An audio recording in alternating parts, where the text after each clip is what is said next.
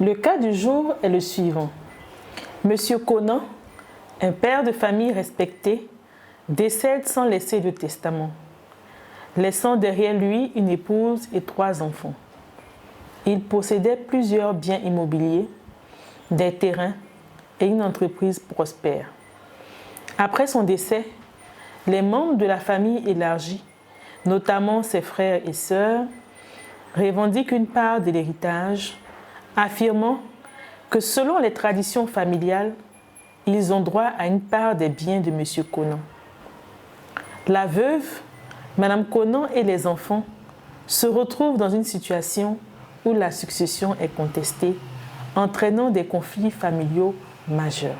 Notre cas du jour est relatif à la succession d'une personne décédée, notamment d'un époux décédé, qui a laissé à son décès une épouse légitime et des enfants issus de ce mariage. Alors, Madame Conan, ce que je voudrais vous dire, c'est que la loi vous protège. Notamment l'article 26 de la loi 2019-573 du 26 juin 2019 qui indique « Les enfants ou leurs descendants et le conjoint survivant succèdent aux défunts. Les 3/4 de la succession sont dévolus aux enfants ou leurs descendants et 1/4 au conjoint survivant. À défaut de conjoint survivant, les enfants ou leurs descendants succèdent seuls aux défunts. » Que veut dire cet article?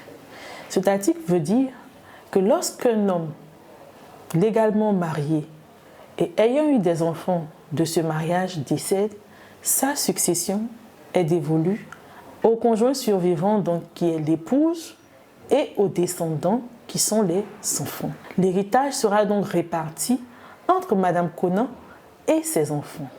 Alors, Madame Conan n'ayant pas précisé son régime, nous allons aller par hypothèse. Si Madame Conan est mariée sous le régime de la communauté des biens avec feu Monsieur Conan, le décès de feu Monsieur Conan a entraîné la dissolution du mariage.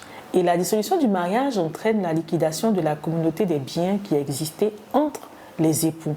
Avant de procéder au partage de l'héritage, il sera procédé au préalable à la liquidation de la communauté des biens ayant existé entre les époux. Madame Conan obtiendra alors 50% des biens communs et les 50% seront affectés à feu Monsieur Conan et répartis entre ses héritiers que sont Madame Conan et les enfants. Et sur ces 50% qui reviennent à Monsieur Conan, Madame Conan aura droit à 1/4 et les enfants aux 3/4.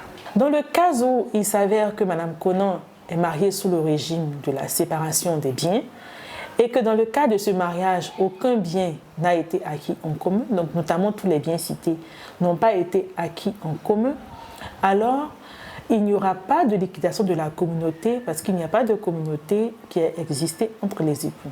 L'entier héritage sera reversé dans le patrimoine de feu Monsieur Conan et réparti donc entre Madame Conan et les enfants à raison de 1/4 pour Madame Conan et de 3/4 pour les enfants. En tout état de cause, je recommande à Madame Conan de se rapprocher d'un notaire afin de pouvoir régler les questions de liquidation de la communauté et de partage de la succession. Et nous allons retenir que dans le cas de figure où une personne décède en laissant un conjoint survivant, soit un époux ou une épouse et des enfants, ce sont que les enfants et le conjoint survivant qui ont droit à l'héritage qu'aura laissé le défunt. Les parents ne peuvent se baser sur les traditions ancestrales, familiales, pour pouvoir réclamer ne serait-ce qu'une toute petite part de l'héritage.